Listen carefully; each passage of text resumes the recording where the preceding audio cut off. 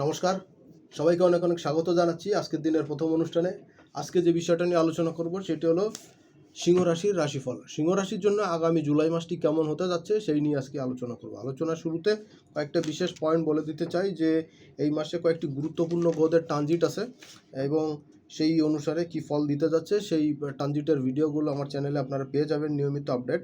তারপরে সংক্ষিপ্ত কিছু বলে দিতে চাই, কারণ মাসের শুরুতেই 4 জুলাই শুক্রদেব তিনি রাশি চেঞ্জ করছেন এবং আপনার রাশি লগ্ন সিংহতে থেকেছিলেন এতদিন, সে 4 তারিখে সিংহ রাশি ত্যাগ করে কন্যা রাশিতে অর্থাৎ আপনার দ্বিতীয় ঘরে চলে যায়। মানি ফ্লোর জায়গাতে কিন্তু বড়সড় কিন্তু আপনারা সাকসেস পেয়ে যাবেন এই সময়। আর প্রেম ভালোবাসার ক্ষেত্রেও কিন্তু আপনাদের জন্য পজিটিভ কিছু রেজাল্ট কিন্তু এই সময় অপেক্ষা করবে।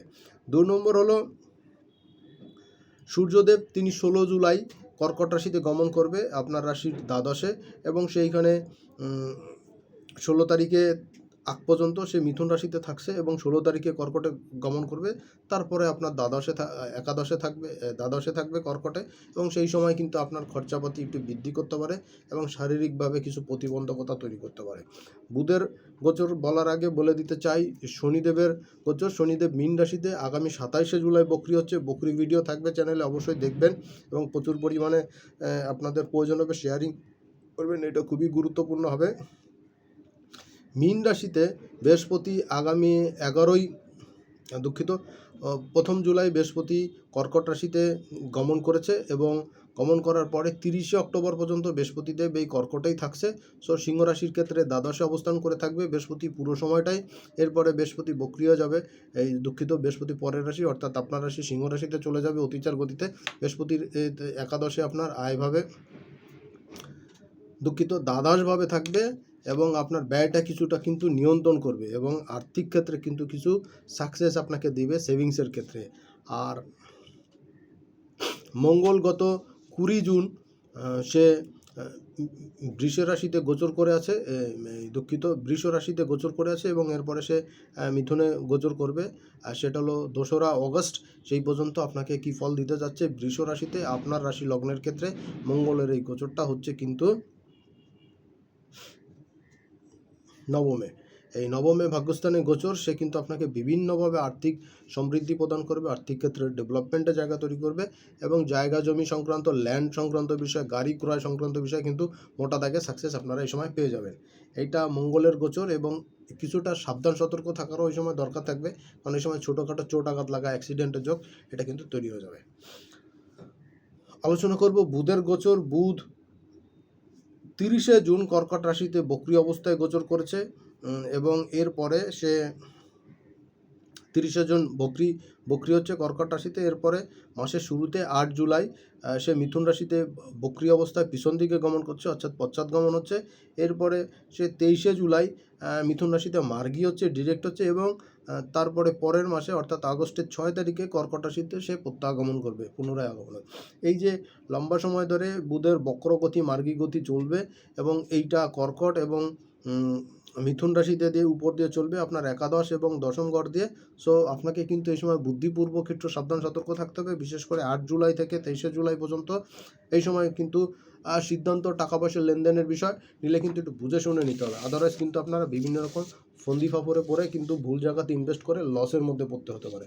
সো প্রত্যেকটা বিষয় সাবধান সতর্ক থাকবেন। আর চলে যাব দ্বিতীয় পর্বের আলোচনায়, অর্থাৎ মাসের শুরুর দিন 1 জুলাই আপনার রাশি থেকে কি হচ্ছে। আপনার আই ইনকামের ক্ষেত্রে কিন্তু বেশ পজিটিভ একটা ভাইব্রেশন আপনারা পাবেন, বিশেষ করে ফরেন কারেন্সির মাধ্যমে যাদের ইনকাম হয় তাদের জন্য কিন্তু এই সময় গুড রেজাল্ট থাকছে, এই সময় পজিটিভিটি থাকবে। এটা একটা পজিটিভ সাকসেসের জায়গা আমি দেখতে পাচ্ছি আই ইনকামের ক্ষেত্রে তো বটেই।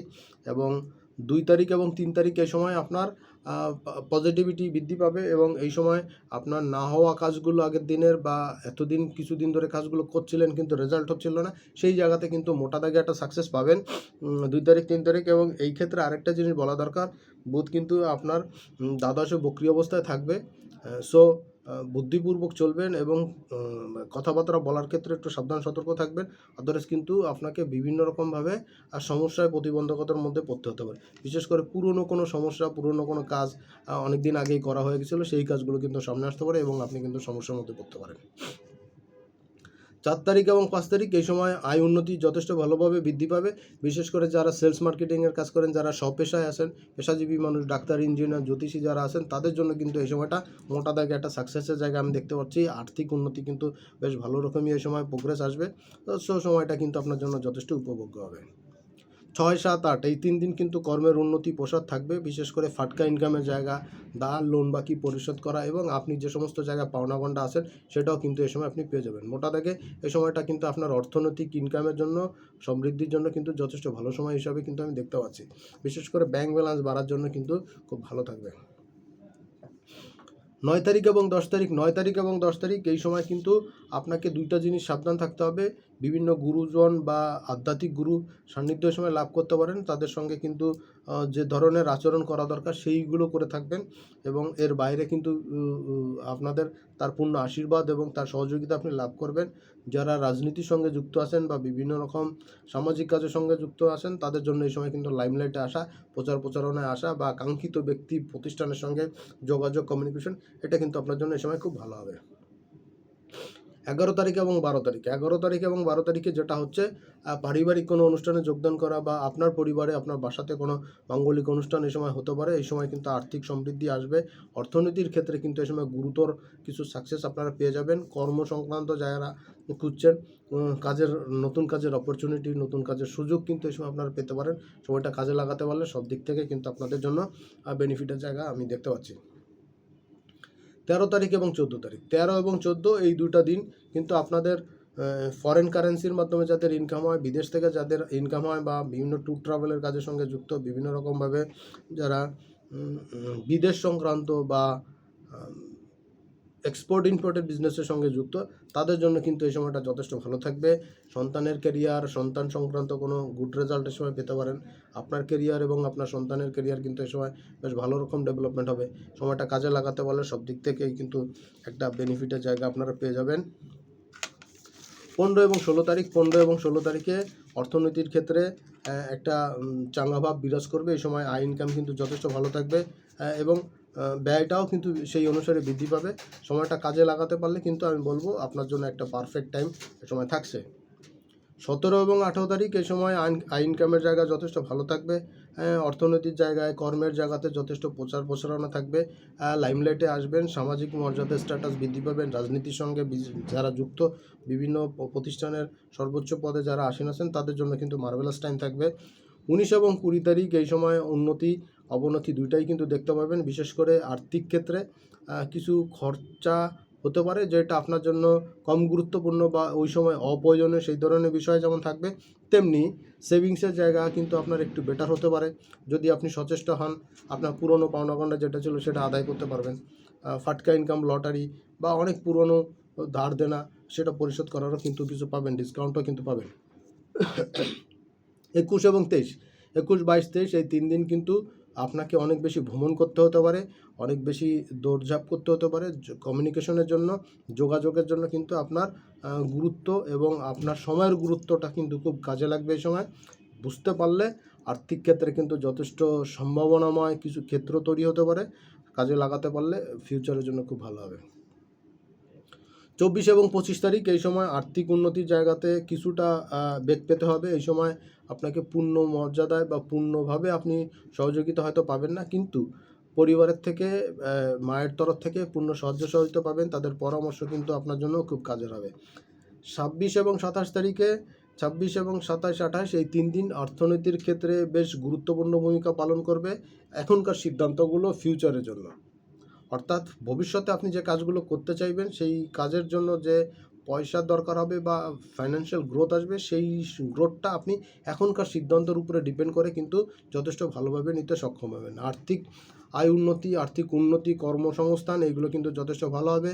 কর্মসংক্রান্ত জায়গাতেও কিন্তু যথেষ্ট পজিটিভ রেজাল্ট আপনারা পেয়ে যাবেন। কাজের উন্নতি এই সময় দেখতে পাবেন। আয় ইনকামও যথেষ্ট ভালো থাকবে এবং সবচেয়ে বড় কথা হলো এই সময় কিন্তু আপনার কর্মের প্রচারণা কিন্তু অনেক ভালো থাকবে। সন্তান রিলেটেড কোনো গুড নিউজ এই সময় পেতে পারেন। মাসের শেষের দুদিন 29 এবং 30 তারিখ কর্মের উন্নতি, প্রচারণা এটা থাকবে। আর্থিক ক্ষেত্রে যথেষ্ট ডেভেলপমেন্টের জায়গা পাবেন। এই সময় কিন্তু আপনার ক্যারিয়ারেরও কিন্তু ডেভেলপমেন্ট আপনি দেখতে পাবেন। প্রতিযোগিতামূলক কাজের সঙ্গে যারা যুক্ত, সেলস মার্কেটিং এর কাজের সঙ্গে যুক্ত, ঘুরে ঘুরে কাজ করতে হয়, যাদেরকে প্রচুর ভ্রমণ করতে হয়, ট্যুর ট্রাভেলের কাজের সঙ্গে যুক্ত, তাদের জন্য কিন্তু এই সময় মারদাঙ্গা সময় যেতে যাচ্ছে। আর কথাবার্তা বলা একটু সাবধান সতর্ক হবেন, আদারওয়াইজ কিন্তু অহেতুক সমস্যা তৈরি হতে পারে। সবাইকে অনেক অনেক ধন্যবাদ অনুষ্ঠানটি শেষ পর্যন্ত দেখার জন্য। সামনের অনুষ্ঠানে আবার দেখা হবে। সেই পর্যন্ত সবাই ভালো থাকবেন, সুস্থ থাকবেন। আজকের মতন এখানে বিদায় নিচ্ছি। নমস্কার।